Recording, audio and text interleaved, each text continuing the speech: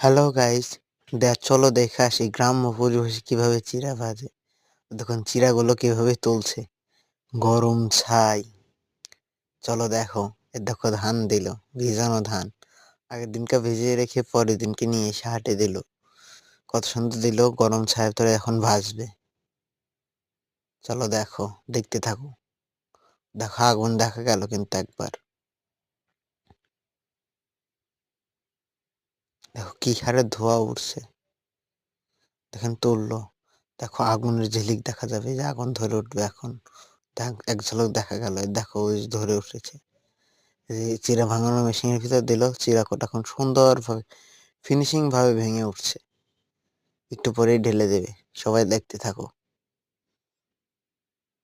এই যে ঢেলে দিল, গ্রাম্য পরিবেশে চিড়া ভেজে ফেললো মেশিন। দেখো